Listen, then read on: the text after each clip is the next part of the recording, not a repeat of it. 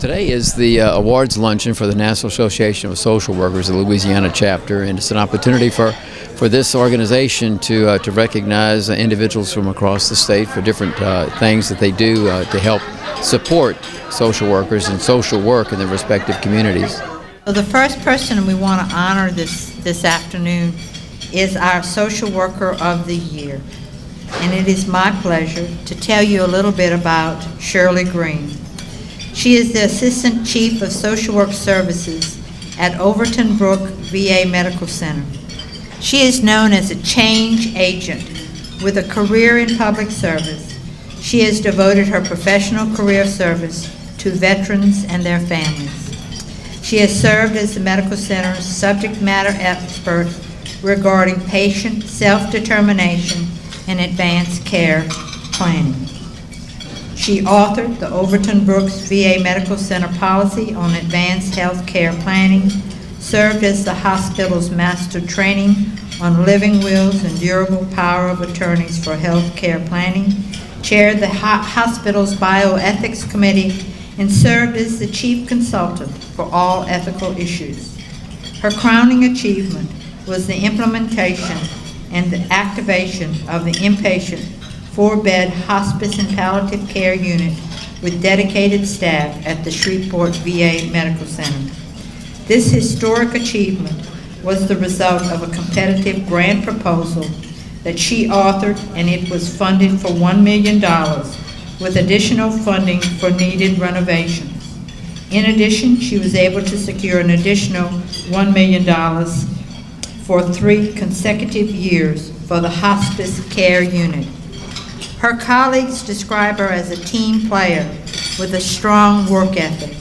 She approaches her work with a conscientiousness, enthusiasm, and professionalism.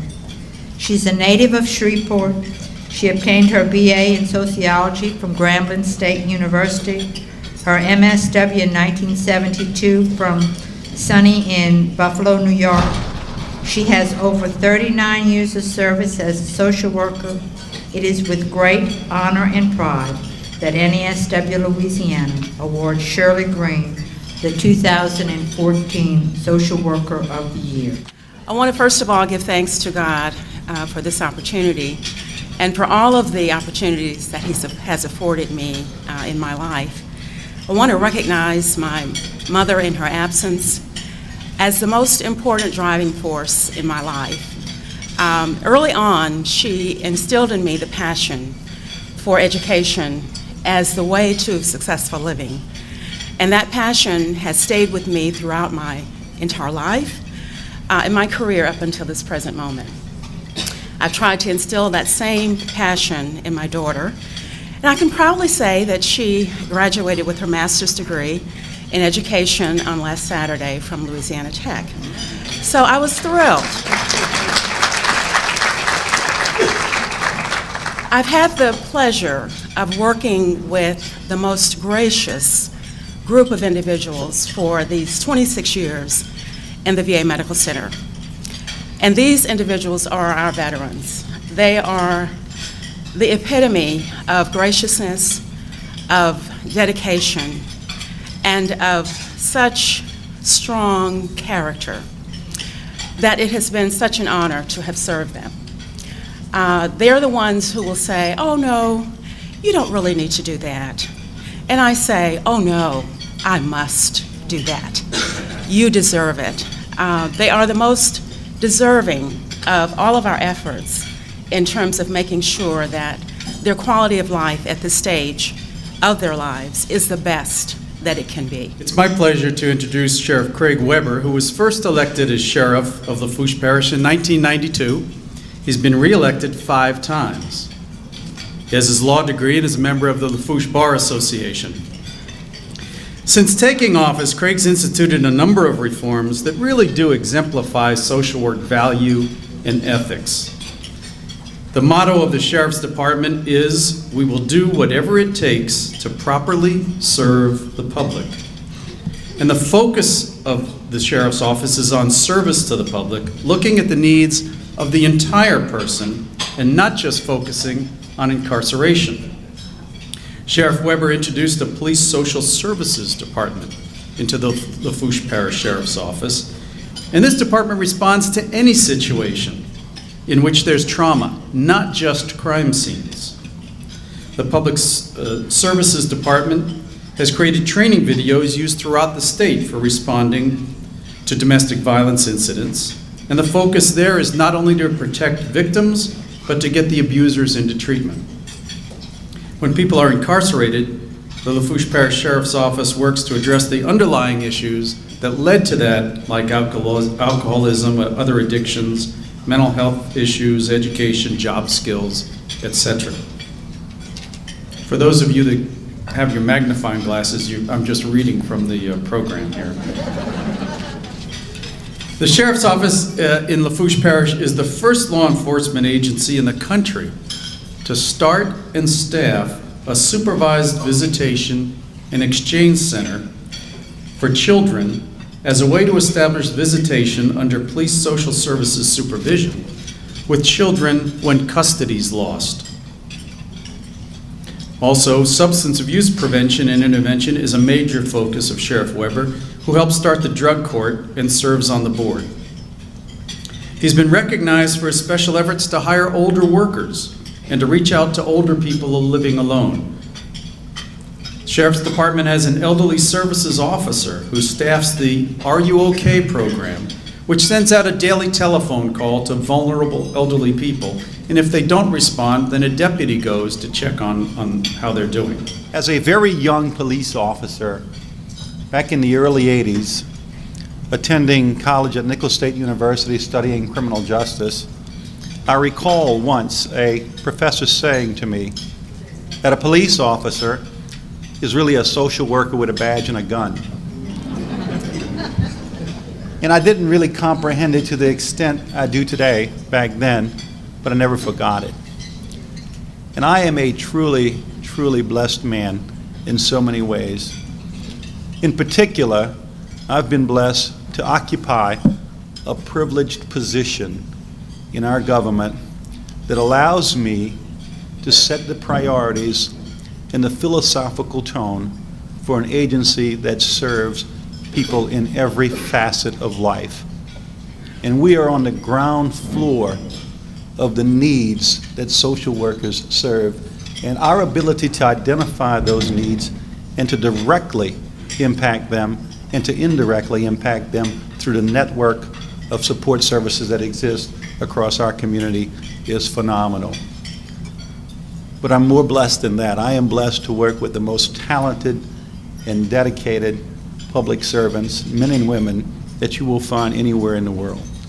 People like Valerie, Lieutenant Valerie Day, who heads our Police Social Services Unit, Deputy Thibodeau, Mr. Mathern, and the representatives of the people of Lafourche Parish. I simply just need to give them the direction, the tools, and the resources, and get out of their way and let them do the goodwill and the good work that they do. Gretchen had a 30-year social services career with the state of Louisiana prior to her retirement in February of 2010. However, her volunteer efforts started well before her official retirement. She has been a Terrebonne Churches United Good Samaritan Food Bank volunteer for over 25 years, working as a packer and screener to provide food and household supplies to low-income people in need. And I can attest to Gretchen's devotion to that because we're friends also, and she always says, well, I have to go do the food bank that day, so I can't go do what we were trying to tempt her to do.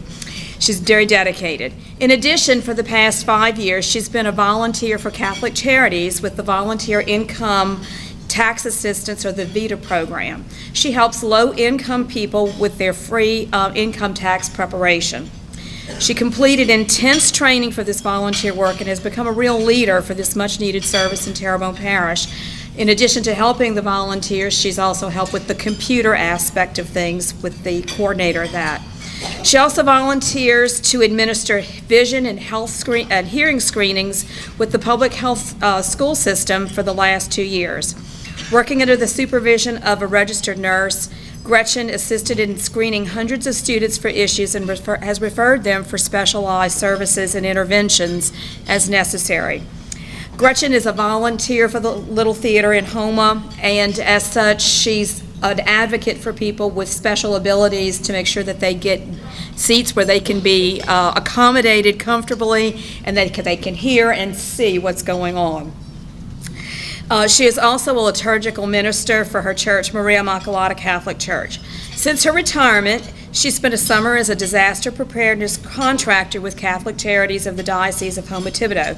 She visited every Catholic church in the diocese, delivering much-needed hurricane preparation materials for the distribution to the public. In our community, Gretchen is known and respected as an honest advocate for the people of our community and for those in need. And we're very proud to award Gretchen Otea the 2014 Public Citizen of the Year Award. I've probably been doing volunteer work since I was in high school. I grew up in a military family, and my mother, by example, was involved in volunteer work, and apparently the example stuck. It's something I enjoy doing. I've always been involved in my community in one way or another. When I was looking forward to retirement 4 years ago, I got the same question I'm sure many people do: what are you going to do with your retirement?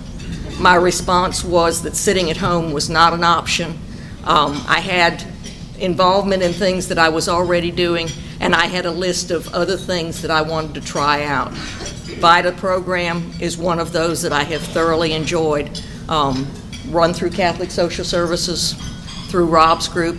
It's something that I feel is important and I get a lot out of. Karen got me involved in the Little Theater many, many long years ago when my children were teenagers, and it's something I've never regretted.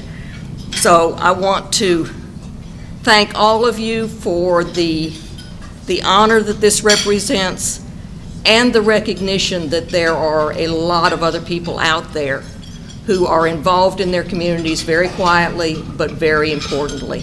Thank you very much. Paula Johnson from Westlake, Louisiana, demonstrates outstanding leadership throughout her employment as a school social worker.